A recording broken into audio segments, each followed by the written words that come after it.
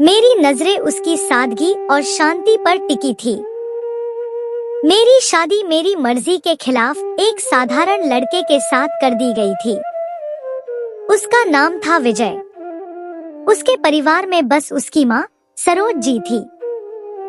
न कोई भाई, न बहन और न ही कोई बड़ा परिवार। घर की हालत भी कुछ खास नहीं थी। शादी में उसे ढेर सारे उपहार और पैसे मिले थे, मगर मेरा दिल कहीं और था। मैं अमित नाम के एक लड़के से प्यार करती थी और उसने भी मुझसे शादी करने का वादा किया था। पर किस्मत ने मुझे कहीं और ला खड़ा किया विजय के घर में। शादी की पहली रात विजय मेरे पास एक कप दूध लेकर आया। मेरी नजरें उसकी सादगी और शांति पर टिकी थी।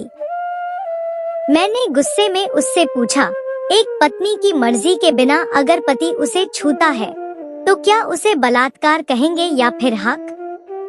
विजय मेरी आंखों में देखकर शांतिपूर्वक बोला, आपको इतनी गहराई में जाने की जरूरत नहीं है। मैं सिर्फ शुभ रात्रि कहने आया हूँ। और बिना कोई बहस किए वह कमरे से बाहर चला गया।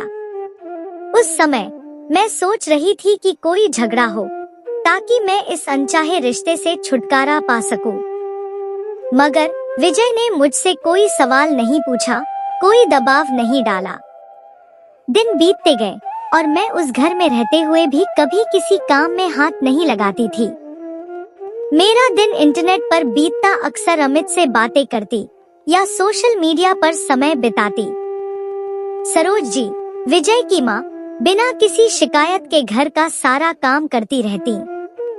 उनके चेहरे पर हमेशा एक प्यारी मुस्कान होती, मानो किसी तपस्वी की शांति हो। विजय भी दिन रात अपनी साधारण नौकरी में मेहनत करता रहता। वह एक छोटे से कार्यालय में काम करता था और उसकी ईमानदारी की लोग मिसाल दिया करते थे। हमारी शादी को 1 महीना बीत चुका था, लेकिन हम कभी पति पत्नी की तरह एक साथ नहीं सोए। मैंने मन ही मन तय कर लिया था कि इस रिश्ते का कोई भविष्य नहीं है। एक दिन मैंने जानबूझकर सरोज जी के बनाए खाने को बुरा भला कह दिया और खाने की थाली जमीन पर फेंक दी।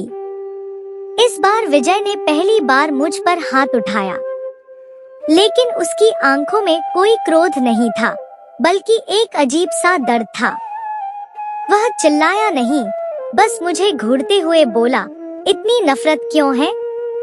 मुझे उसी बहाने की तलाश थी। मैंने पैर पटके दरवाजा खोला और सीधा अमित के पास चली गई। मैंने उससे कहा, चलो कहीं भाग चलते हैं, अब इस जेल में नहीं रहना मुझे। अमित, जो कभी मुझसे प्यार की बातें किया करता था, आज कुछ अजीब सा व्यवहार कर रहा था। वह बोला, इस तरह हम कैसे भाग सकते हैं? मेरे पास भी कुछ नहीं है और तुम्हारे पास भी अब कुछ नहीं बचा। उसकी बातें सुनकर मेरा दिल टूट गया। वह मुझसे प्यार नहीं करता था, वह बस मेरे पैसों और गहनों का लालच रखता था। वहां से लौटने के बाद मैं सीधी अपने ससुराल आई। घर खाली था, विजय और उसकी माँ कहीं बाहर गए थे। मेरे मन में हलचल थी। मैंने विजय की अलमारी खोली और जो मैंने देखा वह मेरे पैरों तले जमीन खिसका देने वाला था। अलमारी में मेरी सारी चीजें, मेरे बैंक पासबुक, एटीएम कार्ड, गहने, सब वहां सुरक्षित रखे हुए थे।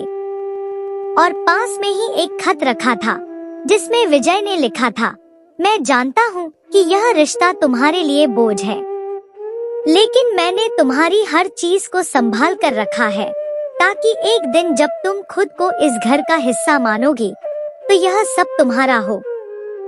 खत में उसने यह भी लिखा था, मैं तुम्हें प्यार करता हूँ और तुम्हारी मर्जी का हमेशा सम्मान करूँगा।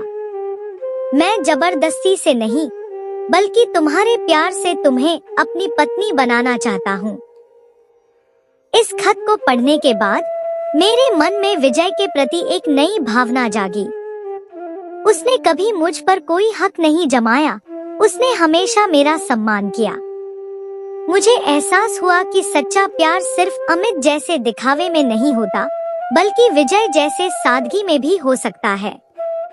अगली सुबह मैंने पहली बार अपनी मांग में सिंदूर गाढ़ा किया और अपने पति के ऑफिस पहुंची। सबके सामने मैंने कहा, विजय, हमें लंबी छुट्टी पर जाना है। अब से सब कुछ ठीक है। उस दिन मुझे समझ आया कि जो फैसले मैंने गलत समझे थे, वे मेरे लिए सबसे सही साबित हुए। मेरे माता पिता ने मेरे लिए जो सोचा था, वही मेरे जीवन का सबसे अच्छा फैसला था। विजय ने मुझे बिना कुछ कहे, बिना कुछ जताए, सच्चे प्यार का एहसास कराया। अब मैं अपने ससुराल को अपना घर मान चुकी थी और विजय, जो कभी मुझे साधारण लगता था, मेरे लिए अब दुनिया का सबसे अनमोल व्यक्ति था।